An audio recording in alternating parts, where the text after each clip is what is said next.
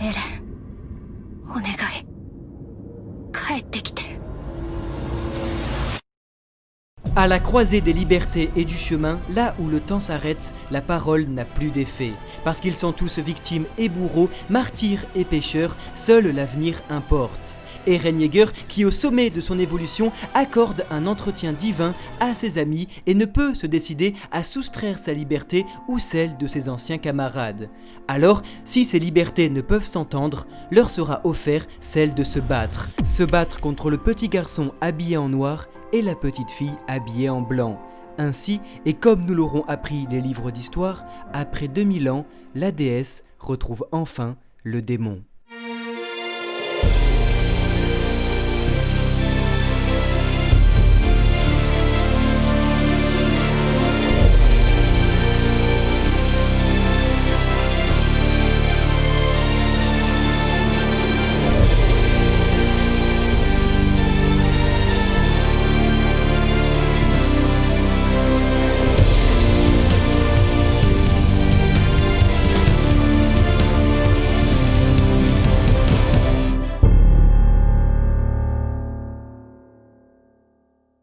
Alors que la guerre ultime pour l'humanité se dessine, c'est à l'aube du grand final que nous apprenons un nouveau pan de la science titanesque. Le pouvoir de chaque titan résidant dans le liquide cérébrospinal de son détenteur, il est nécessaire de manger ce dernier pour obtenir l'intégralité de son pouvoir, ou bien d'ingérer une partie de son liquide pour obtenir une partie de son pouvoir. Expliquant alors la forme hybride du titan de Falco qui, après avoir bu du vin contenant du liquide cérébrospinal de Sig au chapitre 111 et après avoir mangé Porco Galliard au chapitre 119, se voit hérité du titan mâchoire aux particularités bestiales. L'Empire Mar prélevait alors du liquide de chaque détenteur pour le stocker en flasque afin que chaque détenteur puisse donc profiter des pouvoirs des autres, expliquant donc le pouvoir de durcissement pourtant propre au cuirassé chez le féminin et l'assaillant. Eren avait acquis ce nouveau pouvoir en buvant au chapitre 66 une flasque de liquide cérébrospinal du cuirassé, car dessus était marqué armure. Mais alors pourquoi le nouveau mâchoire avec les capacités du bestial possède-t-il des plumes d'oiseau et non des poils de singe? Comme nous le disions dans une précédente théorie, les détenteurs du titan bestial choisissent leur animal en fonction de leur souhait. Alors, comme Sig jouait petit avec sa peluche de singe, son souhait était sûrement de devenir à son tour un singe. Tom Xaver affirmait également au chapitre 114 que son titan était inutile au combat. Le professeur devait donc posséder un animal non terrestre, expliquant la baleine et les autres animaux courant avec le titan bestial au 3e générique de l'animé. Là étaient les précédents utilisateurs du bestial. Alors Falco, qui de sa première apparition rêvait d'être aussi libre qu'un faucon volant au-dessus du fort de Slava, se voit, comme son nom l'indiquait depuis le début, transformé en faucon. Cette découverte nous replongeant au chapitre 93 où le maréchal de l'armée Mar se plaignait des progrès de l'aéronautique et voulant rivaliser avec les avions ennemis, posait la question suivante: est-ce qu'il n'existait pas un titan avec des ailes? Tourné à la dérision par son auteur, le maréchal avait raison, car oui, il y a bien longtemps, un titan volait au-dessus des nuages et Sig le savait. Alors, c'est en ingérant du liquide cérébrospinal de Sig que Falco, en plus d'hériter des habiletés du bestial, hérite également des souvenirs de l'enfant prodige et des précédents détenteurs. Ainsi, le faucon va enfin s'envoler et rejoindre ce que depuis le début Eren Yeager souhaitait atteindre, le ciel. Et ceux qui portaient des ailes dans le dos depuis le début de l'histoire vont véritablement terminer cette dernière au-dessus des nuages, offrant aux ailes de la liberté l'occasion de se déployer une toute dernière fois. Thème récurrent et très important au mangaka qui depuis le début de son œuvre aura peint la liberté par la métaphore de l'oiseau, qui présent à chaque moment clé de l'histoire pourrait être depuis le tout début Eren, par les souvenirs du futur permettant, comme nous le disions, une dernière revisite de l'histoire. De l'autre côté de la mer, les habitants de Levelio ne sont pas morts et une fin heureuse se profile pour Annie et son père qui se sont promis de se revoir.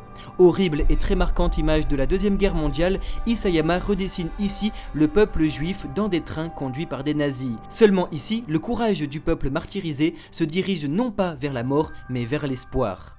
Armin, devenu major, prend donc enfin les décisions et l'auteur crée un parallèle intéressant entre les soldats et les guerriers dos à dos, comptant l'un sur l'autre.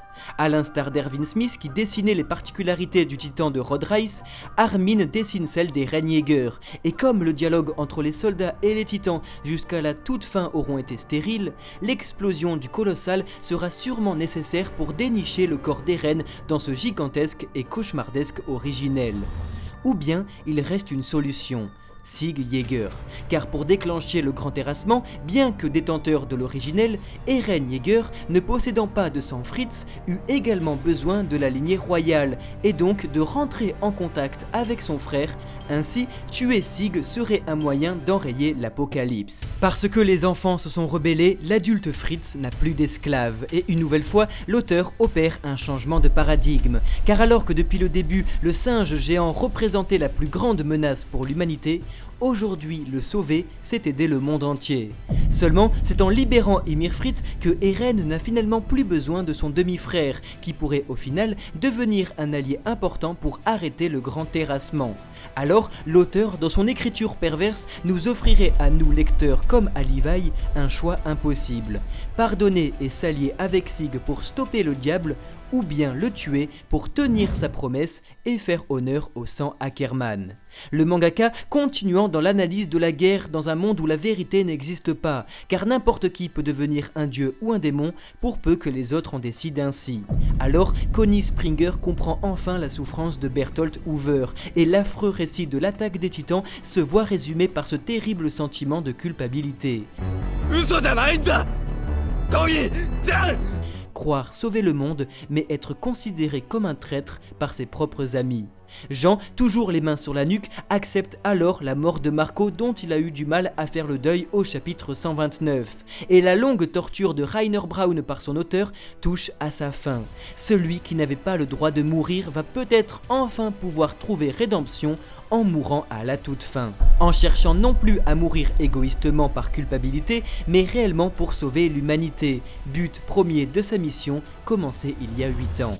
Tuer pour sauver, une histoire absente de tout manichéisme où seul le machiavélisme de l'homme avait sa place, rappelant une nouvelle fois la figure d'Erwin Smith et son utilitarisme absent de tout remords. Mais comme nous l'aura prouvé son histoire, même le diable au paradis est au final rattrapé par ses propres regrets. Alors, c'est dans ce 133e chapitre que les remords envahissent les personnages nostalgiques, qui se confessent chacun leur tour pour finalement demander une audience divine. Magnifique et terrifiante évolution de l'anti-héros principal, Eren Yeager, d'humain pathétique à dieu vivant sur terre, aura subi un parcours, dirons-nous, titanesque. Et alors, ce sont les pécheurs qui chacun leur tour s'adressent à Dieu tout-puissant, le suppliant d'arrêter et surtout, comme au chapitre 101, le suppliant de revenir. Seulement, pour celui qui doit sans cesse aller de l'avant, Eren Yeager ne reviendra jamais en arrière. Mais parce qu'il a pris celle du monde pour obtenir la sienne, il ne leur prendra pas leur liberté. Car tandis que Jean expliquait ressembler à Rainer de par les atrocités commises, ce dernier se remémorait la phrase d'Eren au chapitre 100. « Toi et moi, nous sommes pareils ». Si Jean et Eren, qui n'ont pourtant plus rien à voir, adressent le même postulat aux guerriers, cela signifie qu'à défaut de penser que Jean soit un manipulateur, Eren n'est tout simplement qu'empli de regrets. Ainsi, Rainer comprend finalement Eren et pense à juste titre que la liberté d'action qu'il aurait conférée est due à un souhait caché de l'anti-héros principal. En effet, la possibilité de se battre est explicitée par Eren et par la volonté de ce dernier à ne pas soustraire la liberté de ses amis. Il leur avait dit durant cette chaude journée, il compte pour lui, ce sont ses amis, mais sa volonté à aller de l'avant est tout aussi importante. Alors, ne pouvant soustraire ni la liberté de ses amis de sauver l'humanité, ni la sienne de vouloir façonner son monde, il estime être juste de laisser ses libertés se confronter, celle de détruire face à celle de sauver. Le conflit est donc inévitable. Cependant, Rainer venait de dénicher une volonté cachée de la part du protagoniste principal. Eren cherche à être tué, prenant le contre-pied des théories voulant que le grand méchant ait rallié le monde contre lui pour épargner l'image de paradis. Isayama nous explique clairement qu'il n'existe qu'une seule fin pour quelqu'un qui souhaite aller de l'avant. En effet, Eren n'est intéressé que par une seule chose, le progrès constant. La beauté du personnage réside dans son état d'entre-deux, de transition constante et de progression. C'est pourquoi il insiste constamment quant à l'idée d'aller de l'avant. Eren Yeager n'a jamais cherché à être en avant, mais à aller de l'avant. Il ne veut pas arriver, il veut avancer. Au sommet de sa puissance, Eren craint arriver au terme de sa progression et appelle alors ses amis à venir frapper son avancée avant que celle-ci n'arrive à destination. Pour partir le plus librement possible, Eren doit nous quitter au pic ultime de son avancée, juste avant d'avoir détruit l'intégralité du monde, juste avant de faire arrêter les titans, juste avant de stopper le grand terrassement, métaphore plastique absolue d'un vecteur et d'une avancée. Eren n'a finalement que peur d'arriver à destination, c'est le lot de ceux qui doutent et n'ont finalement jamais été les premiers en quoi que ce soit. Eren a peur d'accomplir tout ce qu'il y a à accomplir sur cette terre, car une fois cela fait, il lui sera impossible d'aller de l'avant. Alors, quelqu'un devra l'arrêter, et c'est dans son découpage toujours aussi communicatif que le mangaka nous donne la réponse. Reiner explique que quelqu'un devra s'en charger, et sans un mot, le regard du lecteur se porte sur Mikasa.